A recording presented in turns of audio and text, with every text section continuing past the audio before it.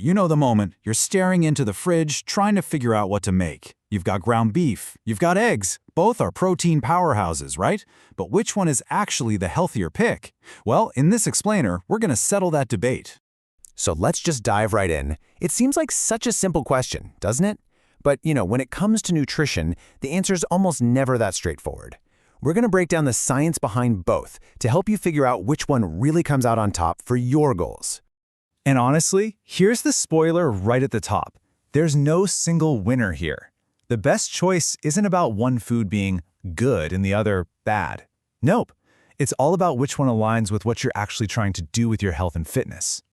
Okay, so let's treat this like a friendly little showdown. And for round one, we're starting with the main event. The reason most of us are even having this debate: protein.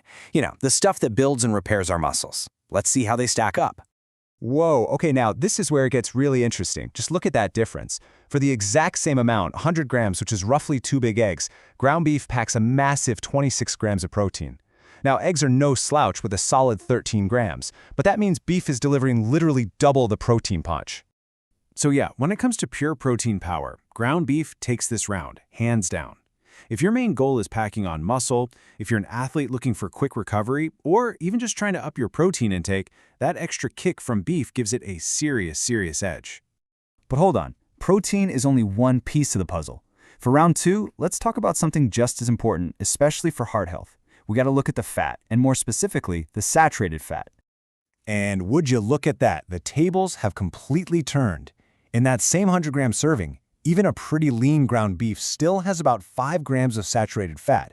Eggs, on the other hand, clock in a bit lower at around 3.5 grams. Now, that might not sound like a huge gap, but believe me, when we're talking about heart health, every little bit counts.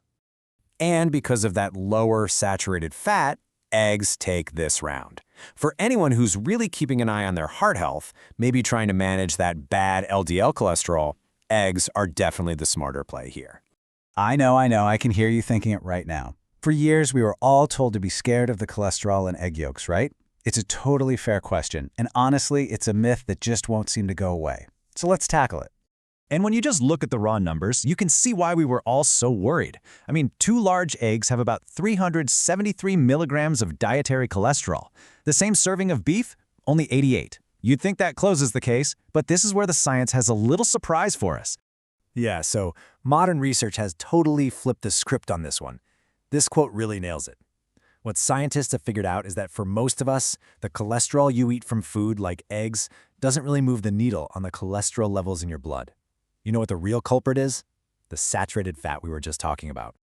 Okay, so we've covered the big stuff, the macros. Let's move on to round 3 and dig a little deeper into the micronutrients, all those essential vitamins and minerals that are doing hundreds of important jobs to keep our bodies working right. And you know what? In this round, there's no clear winner. We're calling it a split decision. The truth is, both ground beef and eggs are absolute nutrient-dense powerhouses, but they really shine in completely different ways, offering unique benefits the other one just can't. This breakdown makes it super clear. Beef is a total champion when it comes to minerals like iron and zinc, and also vitamin B12. But then you look at eggs, and they're bringing some unique players to the table like choline, vitamin D, and some really powerful antioxidants. So let's talk about why that matters. So the iron in beef is what's called heme iron, and that's the good stuff. It's the most easily absorbed type, which makes it a total superstar for fighting off fatigue. Beef is also loaded with zinc to keep your immune system strong, and vitamin B12, which is absolutely critical for keeping your nerves healthy. Now let's look at eggs. They're one of the absolute best food sources of something called choline, a nutrient that's crucial for your brain. We're talking memory, mood, the works. They're also one of the few foods that naturally have vitamin D for strong bones. And those antioxidants in the yolk, they help protect your vision. Pretty cool, huh? All right, so after 3 tough rounds, what's the final verdict? Let's pull all this info together and boil it down to some simple, practical advice you can actually use next time you're at the grocery store. So here's our whole showdown in one quick glance. Beef clearly dominates on protein and that super absorbable iron. Eggs easily win on lower saturated fat, and they're an amazing source of choline. See? Both are super valuable, just for very different reasons. So let's make this super simple. You should probably reach for the ground beef if building muscle is your #1 goal. if you're feeling tired and might need a serious iron boost, or if you want to load up on zinc and B12 for your immune system and nerve health. And on the flip side, you should choose eggs if your main priority is protecting your heart by keeping saturated fat low. Go for eggs if you want to feed your brain with choline and your bones with vitamin D, or if you're thinking about the long game and protecting your eyesight. But ultimately, this all leads to the single most important piece of advice. A truly healthy diet isn't about finding one perfect food. It's all about variety. By having both ground beef and eggs in your diet, you get the amazing, unique benefits of each, and you cover all your nutritional bases. So, that really just leaves one last question.